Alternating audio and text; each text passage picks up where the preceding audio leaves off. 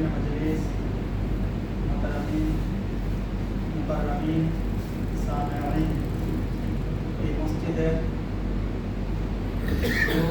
রুহের ওয়া মুসাল্লিন মহান আল্লাহ রাব্বুল আলামিন যখন থেকে এই দুনিয়া সৃষ্টি করেছেন তখন থেকে নিয়ে কিয়ামত পর্যন্ত উম্মতের কাছে একটি জিনিস চান, সেটি হচ্ছে আল্লাহর ভালোবাসা আর আল্লাহর জন্য ভালোবাসা। একমাত্র আল্লাহর জন্য ভালোবাসা আর আল্লাহকে ভালোবাসা, এই দুটি জিনিস আল্লাহ পাক রব্বুল আলামিন চান। আর এই ভালোবাসা আল্লাহ পাক রব্বুল আলামিন বিভিন্ন ভাবে বান্দার থেকে চাইছেন, আর বান্দারা আল্লাহর নেক বান্দারা বিভিন্ন ভাবে এই ভালোবাসা প্রকাশ করছে। প্রথমে আমরা দেখি হাবিল কাবিল দুই ভাইয়ের মাধ্যমে। এক ভাই আল্লাহ পাকের ভালোবাসার কারণে নিজের জীবন দিয়েছে, আর আরেক ভাই দুনিয়ার লোভে লালসায় নিজের ভাইকে হত্যা করছে। ঘটনা মশহুর। তারপর দ্বিতীয় একটা ঘটনা, ঐতিহাসিক ঘটনা। এক বাপ কলিজার টুকরা দোয়া করতে করতে বুড়া হয়ে গেছে, মাথার চুল পেকে গেছে, দাড়ি সাদা হয়ে গেছে, শরীর দুর্বল হয়ে গেছে, চোখের পানি ফালাইতে ফালাইতে ফালাইতে ফালাইতে 80 বছর পরে গেল। রব্বানা হাব লানা মিনাস সালিহিন। আল্লাহ পাক রব্বুল আলামিন সুসংবাদ দিল, ফাবাশশারনাহু বিগুলামিন হালিম ফালাম্মা বালাগা মাআহু সায়া। যখন এই বাচ্চা আল্লাহ পাক রব্বুল আলামিনের কাছে চাইতে চাইতে চাইতে চাইতে বৃদ্ধ বয়সে যাইয়া পাইল, আল্লাহ দোয়া কবুল করে দিল, সুসংবাদ দিল, আমি তোমাকে হালিমুত তাওয়া সহানুভূতিশীল সন্তান দেব। আল্লাহ পাক দিছে। মনটা খুশি হয়ে গেল। আমার পর আমার ওয়ারিস, আমার নবুয়তের দায়িত্ব পালনকারী, আমার এই জিম্মেদারি আদায়কারী ওয়ারিস আমি পেয়ে গেলাম। এই মহব্বতের আদরের সন্তান খুব মহব্বতের সাথে রোজানায় যত্ন করতেন, ভালোবাসতেন, মহাব্বত করতেন। সেই সন্তানকে দেখার জন্যে শাম দেশ থেকে, মরুভূমির দেশ বাইতুল্লাহ বুকাতুল আরদ মক্কা, যেটাকে মক্কা বলে এখন, সে মক্কাতে যেতেন নিজের সন্তানের চেহারার জিয়ারত করার জন্যে, তাকে আদর যত্ন করার জন্যে। ফেরেশতারা আল্লাহর দরবারে বললেন, ইয়া আল্লাহ, আপনার এই খলিল, খলিল শব্দ তো জানেন, দোস্ত, আপনার এই দোস্ত, আপনি তো তাকে খলিল বানিয়েছেন, কিন্তু সে তো তার সন্তানের খলিল হয়ে গেছে। একমাত্র তার তার দিলের ভিতরে, অন্তরের ভিতরে তার সন্তানের ভালোবাসা, যার কারণে সে শাম দেশের থেকে ওই মক্কাতুল মুকাররমা দেশে যান, মরুভূমিতে যান নিজের সন্তানের জিয়ারত করার জন্য। কারণ দুনিয়াতে সবচেয়ে বেশি ভালোবাসা তার সন্তান। কে বলল এই কথাগুলি? আপনারা শুনতেছেন? হাজির আছেন? আমার দিক মুতাওয়াজ্জিহ আছেন? কার ভালোবাসার জন্য সে এত দূরের লম্বা সফর করে? নিজের সন্তানের জন্য। বোঝা গেছে সন্তানের ভালোবাসা সবচেয়ে বেশি। স্বাভাবিক, মানুষের নিজের জীবন চাইতে বেশি দামি তার সন্তান। নিজের জন্য সিরাজতাও সহ্য করে নেয়, পুরাতন কাপড় করে নেয়, নতুন জুতাও কিনে না, নতুন টুপিও কিনে, পুরাতন কাপড়কে ধুইয়া শুকাইয়া ইস্ত্রি করে নেয়। জুতা বাঙালি থেকে, শিকার থেকে পুরান জুতা কিনে ব্যবহার করে নেয়, কিন্তু সন্তানের জন্য খোঁজ খবর নেয়। টাকা তো পাঠাইছিলাম, আমার ছেলে ভালো কাপড় কিনছে কি, আমার মেয়ের প্রয়োজনগুলি পুরো হয়েছে কি, ঈদের বাজার সদাই হয়েছে। মানুষ নিজের চাইতে বেশি ভালোবাসে তার সন্তানকে বাসে। নামা আমওয়ালুকুম ওয়া আওলাদুকুম ফিতরা আল্লাহু ইনদাহু আজরুন আযীম। ইয়া আল্লাহ, নিজের সন্তানের ভালোবাসা অনেক বেশি, সবচেয়ে বেশি। আল্লাহ পাক বললেন, আমার খলিল, আমার বন্ধু, আমার চাইতে বেশি ভালোবাসা তার সন্তানকে বাসবে না। যদি বিশ্বাস না হয় পরীক্ষা। আল্লাহর হুকুম হলো, কাকে বেশি ভালোবাসো? আমরা আমরা সবাই জানি। খলিল কাকে বেশি ভালোবাসে? খলিল কার? আল্লাহ। খলিলুল্লাহ, আল্লাহর খলিল। ভালোবাসে কাকে? আল্লাহকে। আল্লাহকে। আল্লাহর জন্য নিজের সন্তানকে সে জবাই করে দিল। কিসের কুরবানি চাইছে আল্লাহ? প্রথম কি বললাম? আল্লাহ বান্দার থেকে চায় ভালোবাসা। মাল চাইতে বেশি, সন্তান চাইতে বেশি, এবং নিজের জীবন চাইতে বেশি ভালোবাসা চায়। কার জন্য? আল্লাহর জন্য। এই ভালোবাসা আল্লাহ পাক রব্বুল আলামিন সমস্ত আম্বিয়া কিরামদের থেকে চাইছেন, তাদের উম্মতদের থেকে চাইছেন। সমস্ত আম্বিয়াদের ইমামুল আম্বিয়া সবচেয়ে বেশি ভালোবাসা দেখাইছেন, সবচেয়ে বেশি কুরবানি পেশ করেছেন। আর নবী আলাইহিস সালাতু ওয়াস সালামের উম্মতের মধ্যে আউয়ালিন আশরা মুবাশশারা আবু বকর কুরবানি দিয়েছে, ওমর কুরবানি দিয়েছে, উসমানও কুরবানি দিয়েছে। দিয়েছে কিনা? হাবিবে কিবরিয়া মদিনা আকা আলাইহিস সালাতু ওয়াস সালাম। আজকে কয় তারিখ? জিলহজ মাসের 17 তারিখ। আর জুন মাসের মনে হয় 13 তারিখ। হ্যাঁ, জিলহজ মাসের 17 তারিখ 1446 চলতেছে। আজকে থেকে 1400 বছর পিছনে আমরা চলে যাই, তো 35 হিজরতের 35শতম বছরে হাবিবে কিবরিয়া মদিনা আকা আলাইহিস সালাতু ওয়াস সালামের দোহরা জামাতা একবার না দুইবার হয়েছে। যিনি দুইবার হিজরত করছেন, জিল হিজরতাইন, মক্কা থেকে হাবশা হিজরত করলেন, তারপর হাবশা থেকে মক্কা আসলেন, অবস্থা অনুকূল হয় নাই, স্ত্রী অসুস্থ হয়ে গেছে, আবার মক্কা থেকে মদিনাতে হিজরত করলেন। ক্রমাগতভাবে বেশিরভাগ হিজরতের কারণে তারও শরীর দুর্বল হয়ে গেছিলেন, স্ত্রীও অসুস্থ হয়ে গেছিলেন। লাস্টে স্ত্রী দুনিয়া থেকে বিদায় নিয়ে গেলেন। উসমান রাদিয়াল্লাহু তাআলা দুঃখিত, টেনশন। হাবিবে কিবরিয়া আলাইহিস সালাতু ওয়াস সালামের নজর যখন জামাইয়ের দিক করলো, বাবা তুমি তোমার চোখে পানিটা বেটা হয়ে পড়তেছে, তুমি পরিশান কেন? ইয়া রাসূলুল্লাহ, আপনার সাথে যে সম্পর্ক ছিল, নবুয়তের সম্পর্কটা যার উসিলা ছিল, আজ দুনিয়াতে নাই। আমি তো চাইছিলাম আমার আপনার সাথে নবুয়তের কানেকশন থাকে, কিন্তু আজ আমার স্ত্রী রুকিয়া দুনিয়াতে নাই, ওই সম্পর্কটা বিচ্ছিন্ন হয়ে গেছে। আল্লাহ হাবিব বললেন कि आप द्वितीय पढ़ना हो तो मांगे रसूल रज़ियल्लाहु ताला अन्हु उस्मान रज़ियल्लाहु ताला अन्हु ने कहते दिया थी মানুষ যার প্রতি আস্থা বিশ্বাস থাকে তাকে জামাই বানায়। আর একবার যদি জামাই বানায়, তার যদি ব্যবহার ভালো থাকে, তখনই সে চিন্তা ভাবনা করে আমার যদি মাইয়া মারা যায় তো দ্বিতীয় মাইয়াও তাকে দিই। তো বোঝা গেছে আল্লাহর হাবিবের মহব্বতের ভালোবাসার পাত্র ছিলেন উসমান গনি রাদিয়াল্লাহু তাআলা, যার কারণে আল্লাহর হাবিবের দুটা নূর, দুটা কন্যা উসমান গনি রাদিয়াল্লাহু তাআলা নিকাতে আসতেন, যার কারণে দিন নূরাইন, দিন হিজরতাইন, দিন নূরাইন। আজ আমরা যে কোরআন কারীম তেলাওয়াত করি, বিভিন্ন জায়গাতে বিভিন্ন আপনার পুস্তকের মধ্যে লিখিত ছিল, কাপড়ে লিখিত ছিল, কাঠে লিখিত ছিল, হাড়ি ভিতরে লিখিত ছিল। ওই সকল জায়গা থেকে, বিভিন্ন জায়গা থেকে খুব দায়িত্বের সাথে, খুব এহতেমামের সাথে একত্রিত করে এই যে আমরা 30 পারার মাসহাফ দেখতেছি, কোরআন দেখতেছি, এই কোরআনকে একত্রিত করছেন উসমান গনি রাদিয়াল্লাহু তাআলা। আমরা সহজভাবে কোরআন তেলাওয়াত করতেছি, মাসহাফে উসমানীতে আমরা তেলাওয়াত করি। এই কোরআন কারীম 7 ভাষায় নাযিল হয়েছে, এক এক জায়গায় এক এক ভাষায় তেলাওয়াত হয়েছে। আমরা এক বাংলাদেশের নাগরিক, এখানে অধিকাংশ এক বাংলাদেশে দেখেন তো সিলেটে কুমিল্লার ভাষা চলে না, ময়মনসিংহে সিলেটের ভাষা চলে না, নোয়াখালীতে চিটাগাঙ্গের ভাষা চলে না, চিটাগাঙ্গে কুমিল্লার ভাষা চলে না। কেউ কে বকরি, কেউ কে ছাগল, কেউ কে সল, একটা জিনিসের কত বলে না। কেউ কে সেরি, কেউ কে সেবরি, কেউ কে কন্যা, কেউ কে ফুরি, কেউ কে মাইয়ে,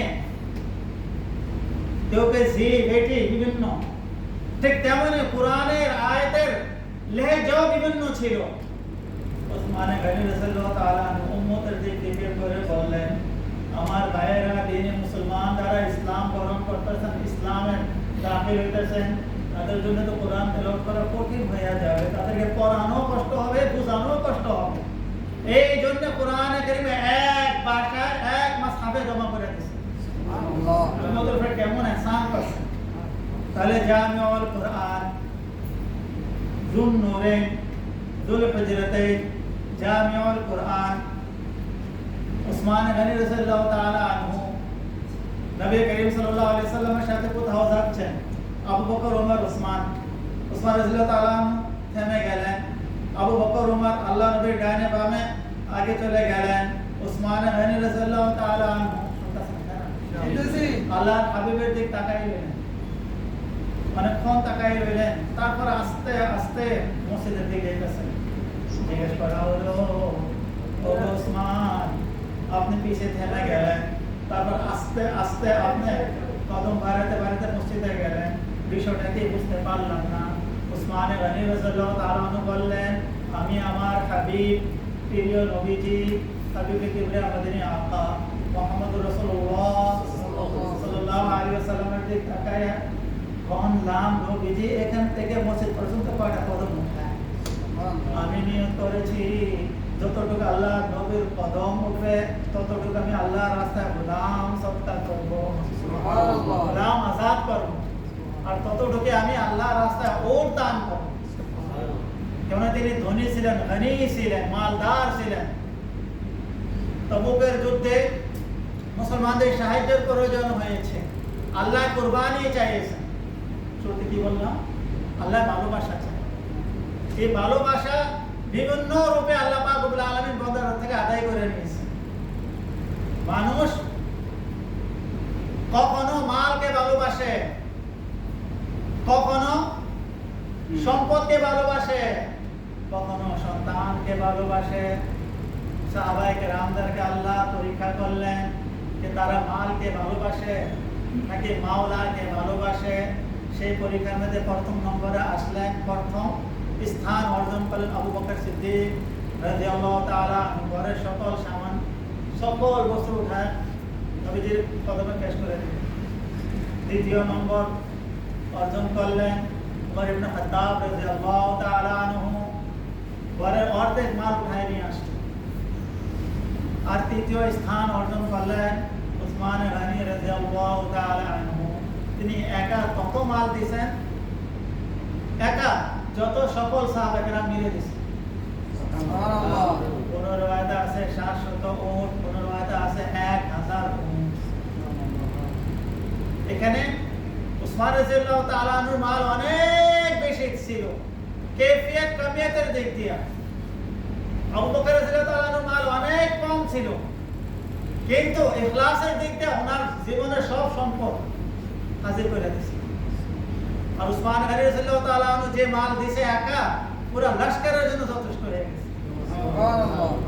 1000 উট, 50 ঘোড়া এবং অগণিত স্বর্ণ রূপা আল্লাহ নবীর খেদমতে হাজির করে দিলেন। মদিনাবাসীরা প্রথম অবস্থা যখন সংখ্যা বেড়ে গেল, পিপাসায় কাতর, পানি নাই, মরুভূমির দেশ ছিল তখন। এখন তো আমার মরুভূমির দেশে নাই, পানি নাই। এক ইহুদি মিলকিয়তে তার একটা কূপ ছিল যেটাকে বীরে রোমা বলে। সে মুসলমানদেরকে পান করতে দিত, পানি বিক্রি করত। আল্লাহ নবী সাল্লাল্লাহু আলাইহি ওয়াসাল্লাম বললেন যে ব্যক্তি এই কূপটা বিক্রি করার জন্য সাহায্য করবে, আল্লাহ পাক রব্বুল আলামিন তার জন্য জান্নাতকে ওয়াজিব করে দিবে। সুবহানাল্লাহ। শোনা মাত্র উসমান গনি রাদিয়াল্লাহু তাআলা আনহু সেই ইহুদির কাছে গেলেন আর ওই কূপটা তার চাওয়া অনুযায়ী মূল্য দিয়া কিনে করে নিয়ে আসলেন। এর মতো অনেক লম্বা ঘটনা আছে। রিওয়ায়াতের মধ্যে আছে 20,000 দিনার, বলেছে আমার 20,000 দিরহাম, তখনকার যুগের 20,000 দিরহাম নগদ দিয়ে ওই বীর রোমা ক্রয় করে মুসলমানদের জন্য ওয়াকফ করে। সুবহানাল্লাহ। আল্লাহ পাক রব্বুল আলামিন মালের কুরবানি চাইছে, আল্লাহর রাস্তায় মাল দান করে দিবে। কষ্ট হইতাছে? এখানে একটা তাবির ঘটনা শোনায়।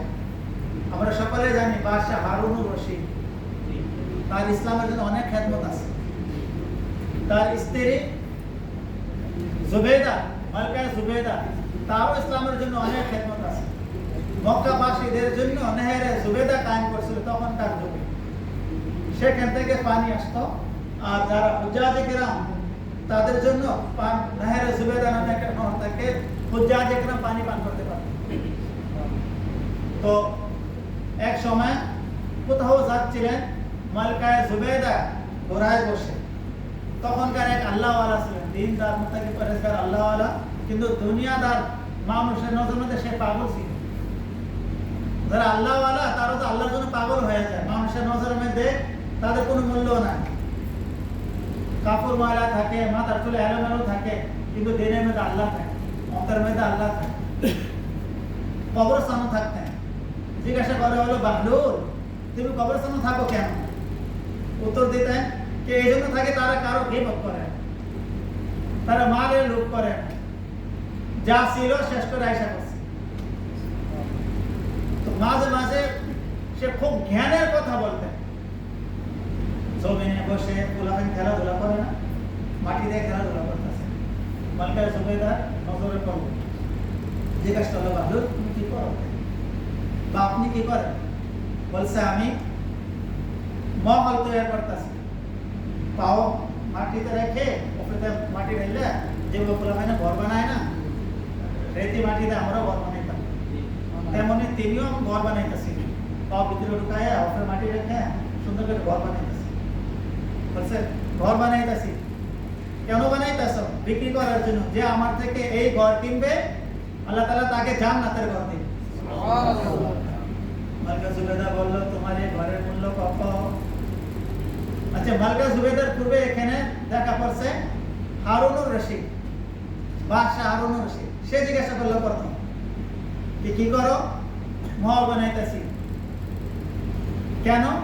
বিক্রি করার জন্য। যে এখানে মহল ক্রয় করবে আল্লাহ তাআলা তাকে জান্নাতের মহল দিবে।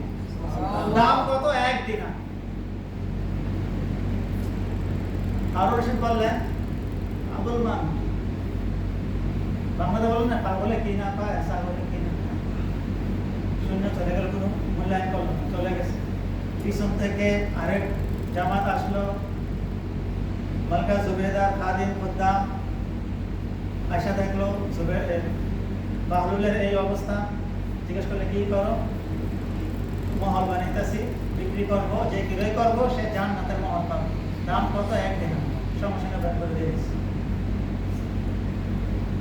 দিন চলে গেল, রাত হয়ে গেল, দুজনে বিশ্রামে চলে গেল। রাতের হারুন রশিদ স্বপ্ন দেখলো। কি দেখছে? বিশাল বড় জান্নাতের অট্টালিকা, সামনে নানান রকমের নহর, দুধের নহর, তারপরে আপনার মধুর নহর, মদের নহর, তাজা তরতাজা পানির নহর। দেখে অবাক হইল, ভিতরে ঢুকতে চাইল। নানান রকমের ফল, ফলাদির বাগান, সব ধরনের ফল, আর সুন্দর কালারের নানান রকমের ফুল, ফুল বাগান, ফল বাগান। ভিতরে ঢুকতে চাইল, দারোগা আটকাই দিল। আরে ভাই, আমাকে ঢুকতে দাও না কেন? এটা তোমার জন্য না, এটা হলো জুবেদার জন্য। জুবেদার অনুমতি ছাড়া তোমাকে ঢুকতে দেওয়া যাবে না, কেন তুমি দুনিয়াতে তার স্বামী, এখন পর্যন্ত জান্নাতে অধিকারী হবে না। এটা তো বারজাখের মামলা, আখিরাতের মামলা। তখন ঘুম ভেঙে গেল। হায় হায়, আসলে তো জান্নাত পাইল। স্বপ্নে যখন দেখছে বিশ্বাস হয়ে গেছে। আগামীকাল বাহলুলকে তালাশ করতেছে, তালাশ করতে করতে এক নদীর কিনারে যায়, দেখলো বাহলুল ওই মাটি দিয়ে খেলতেছে, ঘর বানাইতেছে। বাহলুল, কি করতেছো? আমি জান্নাতের মহল বানাইতেছি, এটাকে বিক্রি করবো, যে এটাকে আমার থেকে ক্রয় করে নিব, তাকে আল্লাহ পাক জান্নাতে মহল দান করবো। মূল্য কত? কথা বুঝতেছেন? ঠিক আছে। একবার বলেন না সুবহানাল্লাহ, সুবহানাল্লাহ। আবার বলেন সুবহানাল্লাহ, সুবহানাল্লাহ। মূল্য কত? এখন বাহলুল বলল, সারা দুনিয়ার যত রাজ্য আছে সে রাজ্য সম পরিমাণ টাকা হইল এই মহলের মূল্য। হারুন রশিদ বললেন, গতকাল তো মাত্র 1 দিনার ছিল, এখন এত মূল্য কেন? বলছে, গতকাল আপনি দেখেন না, দেখা লেনদেন করতেছিলেন, তো তার হাকিকত বুঝেন নাই। এখন তো বুঝেন তার হাকিকত, এই জন্য তার মূল্য বেশি হয়ে গেছে। জানে মুহতারাম, আল্লাহকে আমরা দেখি নাই, হিসাব নিকাশের সম্মুখীন হই নাই। এখন যদি আমরা আল্লাহর রাস্তায় দান করি, আল্লাহ পাক রব্বুল আলামিন সে সম্পদ দিবে, সে মাল দিবে, সে অট্টালিকা দিবে, সে বিশাল ফুলের ফলের বাগান দিবে। মালা আইনু রাআত ওয়ালা উযনু সামিআত ওয়ালা খাতারা বিকলবি বাশার। যে সম্পদ, যে মাল, যে দৌলত, যে বাগান, আজ পর্যন্ত সে সম্পর্কে কোনো চোখের নজরও যায় নাই, কোনো কানে সে সম্পদের বিস্তারিত ব্যাখ্যাও শুনে নাই, আর কারো অন্তরে তার সম্পর্কে কল্পনাও যায়। আজিজানে মুহতারাম, সে সম্পদ অর্জন করার জন্য দুনিয়াতে আল্লাহর রাস্তায় দান করে। কেননা مثل الذين ينفقون أموالهم في سبيل الله كمثل حبة أنبتت 7 سنابل في كل سنبلة 100 حبة والله يضاعف لمن يشاء।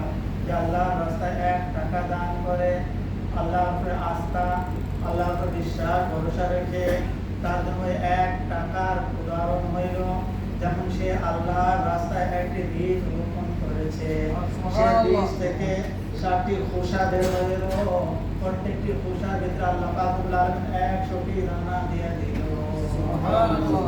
আল্লাহু ইউদাইফু লিমান ইয়াশা। তবে আল্লাহর রাস্তায় আমরা দান করতে তৈরি আছি তো? ইনশাআল্লাহ। মাল দান ব্যয় করার প্রয়োজন হলে আমরা মাল দেব, ইনশাআল্লাহ। সময় ব্যয় করার প্রয়োজন হলে আমরা সময় দেব, এবং জীবন ব্যয় করার প্রয়োজন হলে জীবন দিব। কতটুকু সময় আছে? দুটো কথা শেষ করবো নাকি 5 মিনিট আগে? 2 মিনিটের কথা শেষ হবে না ভাই। এই মাসে আপনাদের সামনে বলছিলাম আল্লাহ পাক কি চায়? ভালোবাসা। এই ভালোবাসা আল্লাহ পাক কুরবানির মাধ্যমে, কখনো মাল কুরবান করে আল্লাহকে ভালোবাসা দেখা, কখনো সন্তান কুরবান করে ভালোবাসা দেখা, আর কখনো নিজের জীবন কুরবান করে ভালোবাসা দেখা। আমাদের এই সিলসিলাটা, এই সংগঠনটা চলছে হাফিজুল আলমের মেহনতে বরকতে এই পর্যন্ত পৌঁছছে। আর আমাদের মুরব্বিদের ইয়াকিন, বিশ্বাস এবং আকীদা এই সিলসিলা আমাদের থেকে ইলা মেহেদী আলাইহিস সালাম পর্যন্ত যাবে। এই খেলাফতের তৃতীয় পিঢ়ি ছিলেন ওসমান গনি রাদিয়াল্লাহু তাআলা আনহু। তিনি ছিলেন খলিফায়ে সানি, আশরা মুবাশশারের মধ্যে তৃতীয় ব্যক্তি, যার সম্পর্কে আল্লাহর হাবিব সাল্লাল্লাহু আলাইহি ওয়াসাল্লাম বলেছেন আবু বকর ফিল জান্নাহ, উমর ফিল জান্নাহ, উসমান ফিল জান্নাহ, তালহা ফিল জান্নাহ, আবু উবাইদা তালহা ফিল জান্নাহ, আব্দুর রহমান বিন আওফ ফিল জান্নাহ, যায়েদ বিন সাঈদ ফিল জান্নাহ, সাদ ইবনে আবি ওয়াক্কাস রাদিয়াল্লাহু তাআলা আনহু ফিল জান্নাহ, আবু উবাইদা ইবনে জাররাহ ফিল জান্নাহ। এই 10 জন জান্নাতি লোকদের মধ্যে তৃতীয় ব্যক্তি ছিলেন উসমান গনি রাদিয়াল্লাহু তাআলা আনহু। খেলাফতে নিযুক্ত ছিলেন। আল্লাহর হাবিব সাল্লাল্লাহু আলাইহি ওয়াসাল্লাম তাকে বলেছেন, উসমান একদিন আসবে, ইসলাম বিরোধী দল তোমাকে মুসলমানদের বিপক্ষে করে দিবে, আর মুসলমানদের অন্তরে তোমার জন্য ঘৃণা বক্স পয়দা করে দেবে। কথা বুঝতে পারতেছি? আর এইভাবে যখন সাধারণ মানুষ থেকে তোমাকে দূরে করে দিবে, তারপর তোমাকে নির্মমভাবে হত্যা করার চেষ্টা করবে, আর তোমার এই খেলাফতের দায়িত্ব তোমার থেকে ছিনিয়ে নেওয়ার চেষ্টা করবে। তখন তুমি কারো কোনো মুনাফিকের কথার কারণে এই খেলাফতের পোশাকটা খুলবে না। আর আনাস রাদিয়াল্লাহু তাআলা আনহু আন্না নবী সাল্লাল্লাহু আলাইহি ওয়াসাল্লাম সাইদা উহদা ফাতাবিআহু আবু বকর ওয়া উমর ওয়া উসমান ফারাজাফা বিহিম ফাযরাবাহু নবিয়ুল্লাহ আলাইহি ওয়াসাল্লাম বিরিজলিহি ثم قال أو وقال اثبت يا أحد فما عليك إلا نبي وصديق وشهيدان। নবী আলাইহিস সালাতু ওয়াস সালাম পাহাড় উঠলেন। নবীদের সাথে আবু বকর, ওমর, ওসমান 3 জন ছিলেন। পাহাড় থরথর কাঁপতে লাগলো। নবী আলাইহিস সালাতু ওয়াস সালাম নিজের পাওকে পাহাড়ের মধ্যে মেরে বলল, এই ওহদ থেমে যাও, তুমি কি জানো না যে তোমার উপরে, তোমার কাঁধে এক আল্লাহর নবী, এক আল্লাহর সিদ্দিক আর 2 জন শহীদ রয়েছে। ওসমান গনি জানতেন যে আমি আল্লাহর রাস্তায় শহীদ। তারপর বললেন, এক হাদিস আছে যে আবু মুসা আশআরী রাদিয়াল্লাহু তাআলা আনহু বলেন যে কুনতু মা নবী সাল্লাল্লাহু আলাইহি ওয়াসাল্লাম ফি হায়াতিন মিন হিতানিল মাদিনা ফাস্তাফতাহা রাজুলুন وقال لي افتح له وبشره بالجنة ففتحت له فإذا هو أبو بكر فبشرته بما قال النبي صلى الله عليه وسلم إلى آخره। নবী সাল্লাল্লাহু আলাইহি ওয়াসাল্লামের সাথে আমি মদিনার যে কোনো একটা বাগানে ছিলাম, বাগানে দরজা দস্তক দিল, নবীজি বলল দরজা খোলো আর যে লোকটা আসছে তাকে সুসংবাদ জানাও যে সে জান্নাতে প্রবেশ করবে। আমি দরজা খুলে দেখলাম হযরত আবু বকর সিদ্দিক রাদিয়াল্লাহু তাআলা আনহু। আমি তাকে সুসংবাদ জানাই দিলাম যে সুসংবাদের কথা আল্লাহ নবী বলেছেন। আল্লাহ শুকরিয়া আদায় করেন, আলহামদুলিল্লাহ। কিছুক্ষণ পর এইভাবে ওমর ইবনে খাত্তাব রাদিয়াল্লাহু তাআলা আনহু আছেন, তিনিও দরখাস্ত করছেন দরজা খোলার জন্য। আল্লাহ নবী বলেছেন তাকেও সুসংবাদ জানাই দাও। আমি তাকেও সুসংবাদ জানাইলাম। আল্লাহ নবী সাল্লাল্লাহু আলাইহি ওয়াসাল্লাম বলেছেন যে আপনাকে আল্লাহ পাক রব্বুল আলামিন জান্নাত দান করবেন। তিনি নিয়ামত পাওয়ার খুশিতে আল্লাহ শুকরিয়া আদায় করেন, আলহামদুলিল্লাহ। ثم جاء رجل فاستفتح وقال لي افتح لي وبشره بالجنة على بلوى تصيبه। শেষ কথা বলতেছি, 2-3 মিনিটের কথা শেষ করব। তৃতীয়বারে এক লোক আসলো, বাগানে দরজা বন্ধ ছিল, দস্তক দিল। আল্লাহর হাবিব বললেন যে লোক আসছে তার জন্য দরজা খোলো, তাকে সুসংবাদ জানাও। আল্লাহ পাক রব্বুল আলামিন তোমাকে একটা পরীক্ষা নিক্ষেপ করবে, আজমাইশে মুবতলা করবে। যদি তুমি আজমাইশ থেকে উঠতে পারো আল্লাহ তাআলা তোমাকে জান্নাত দান করবে। সুবহানাল্লাহ। আজিজানে মুহতারাম, বোঝা গেছে খেলাফত আল্লাহর জমিনের মধ্যে আল্লাহর হুকুম নাফিজ করার নাম। কথা বুঝতে পারছি? এই আল্লাহর নবী, আল্লাহর হুকুম, আল্লাহর নবীর তরিকা অনুযায়ী আল্লাহর জমিনে কায়েম করার জন্য আল্লাহ ওয়ালারা কুরবানি দিয়ে আসছে। আর ইসলাম দুশমন বেদিন আনাসির আল্লাহ ওয়ালাদের বিরোধিতা করে আসছে। বাংলাদেশেও ইসলামী দলদের বিরুদ্ধে মুনাফিকিন হয়তো ইসলামী দলের ভিতরেও ঢুকবে বিভিন্ন নাম দিয়ে। তারপর উলামায়ে কেরামদেরকে ক্ষমতায় যাওয়া থেকে আটকানোর জন্য, বাধা দেওয়ার জন্য নানান রকমের পায়তারা করবে, তাদের বিরোধিতা করার জন্য এবং তাদের বিরুদ্ধে রুখে দাঁড়ানোর জন্য অনেকগুলো ইসলামী খেলাফত দলদের মধ্যে একটি দল হচ্ছে বাংলাদেশ খেলাফত আন্দোলন। এটা হলো নিজের জান, নিজের মাল আল্লাহ রাস্তা ব্যয় করে ইসলামের জন্য এবং বাংলাদেশ আল্লাহ রাব্বুল আলামিনের পক্ষ থেকে একটা নিয়ামত, জান্নাত নুমা নিয়ামত। আমরা সারা কুয়েতে ঘুরে গিয়ে বাংলাদেশের মতো আমাদের গ্রামের মতো এমন একটা গ্রাম খুঁজে বিচারে বার করতে পারবো? এখানে লাখ লাখ টাকা ব্যয় করে হয়তো তেমন সৌন্দর্য তৈরি করতে পারে না। সেই দেশের মধ্যে যদি ইসলাম বিরোধী আইন পাস হয়, কোরআন বিরোধী আইন পাস হয়, তাহলে আমরা আমাদের সন্তানদেরকে মানুষ বানাইতে পারবো? আলিম হাদিস মুফতি মুহাদ্দিস বানাইতে পারবো? উসমান গনি রাদিয়াল্লাহু তাআলা আনহুর বিরুদ্ধে মুনাফিকিন আয়েশা চিন্তা ভাবনা করলো, তিনি এইভাবে ইসলাম চর্চা করতেছে, ইহুদি মুসলমান হয়ে যেতেছে, খ্রিস্টান মুসলমান হয়ে যেতেছে এবং তো সারা দুনিয়াতে ইসলাম ছড়িয়ে যাবে। তাকে কোনোভাবে আটকাও, তাকে কোনোভাবে বাধা দাও অথবা তাকে হত্যা করো, তাকে ক্ষমতা খেলাফত থেকে বঞ্চিত করো। পুরা মদিনাবাসী হজের জন্য গেছে, কিছু লোকজন ছিল, তাদের ওসমান রাদিয়াল্লাহু তাআলা আনহুর বিরোধী করে ওসমান রাদিয়াল্লাহু তাআলা আনহু ঘরে ঢুকে কথা অনেক লম্বা হয়ে যাব, নির্মমভাবে এই মাসে হত্যা করছে। হত্যা করে ইসলামের দ্বিতীয় খলিফা জীবনটাকে তারা নিয়ে নিল। আর উসমান গনি রাদিয়াল্লাহু তাআলা আনহুকে আলী রাদিয়াল্লাহু তাআলা আনহু বলছেন, আমরা আপনার আদেশের অপেক্ষায় আছি, আপনার হুকুমের আগে আমাদের হাত বন্ধ, পাও বন্ধ, শিকল লাগায়। আপনি একটা আদেশ আমাদেরকে দেন যে বেদিন কাফির ও মুশরিক খেলাফতের বিরোধিতা করতেছে, আমরা তাদের বিরুদ্ধে যুদ্ধ করি। আল্লাহর হাবিব সাল্লাল্লাহু আলাইহি ওয়াসাল্লাম বললেন যে আল্লাহর নবীর শহর মদিনাতে আমি যদি তাদের বিরুদ্ধে যুদ্ধ ঘোষণা দেই তো কিছু সংক্ষেপ সরল সোজা সাদা সিধা মুসলমানদেরকেও তারা আমার বিরুদ্ধে করে দিচ্ছে। কথা বুঝতে পারছি? তারাও হত্যা হয়ে যাবে, তাদেরও রক্ত ঝরবে। আমি উসমান রাদিয়াল্লাহু তাআলা আনহু আল্লাহর নবীর শহরে মুসলমান ভাইদের রক্তে রঞ্জিত হাত নিয়ে আল্লাহর নবীর দরবারে পেশ হতে চাই। এজন্য নিজের জীবন দিতে তিনি দ্বিধাবোধ করে না আল্লাহর জমিনে আল্লাহর হুকুম নাফিজ করার জন্য। আজও আমাদের বাংলাদেশের মধ্যে উলামায়ে কেরাম নিজের জীবন দিতে প্রস্তুত, যাতে আল্লাহর এই দেওয়া সম্পদ বাংলাদেশে আল্লাহর হুকুম কায়েম হয়। এটার জন্য ভাই আমরাও এখানে আমাদের মুরব্বী, আমাদের শেখ, আমাদের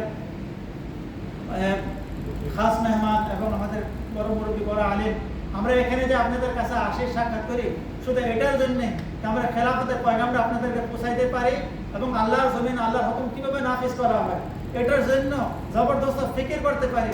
এটার জন্য অর্থেরও প্রয়োজন আছে, মালেরও প্রয়োজন আছে, সময়েরও প্রয়োজন আছে, ফিকিরেরও প্রয়োজন আছে। আপনাদের কাছে অন্তর থেকে সবিনয় অনুরোধ, আপনারা সবসময় এখানে আসবেন, যতভাবে আপনারা সহযোগিতা করবেন এবং আমাদের এই মসজিদ যেখানে আমরা নামাজ পড়তে আসি, এখানে ইমাম সাহেব আছে, মসজিদের প্রয়োজন আছে, যত বেশি আল্লাহর রাস্তায় আমরা দান করবো, ব্যয় করবো, তত বেশি আল্লাহ পাক রব্বুল আলামিন আমাদের জন্য নিজেকে দরজা খুলে দেবে। অনেক বেশি সময় নিয়ে নিয়েছি, অভিভাবক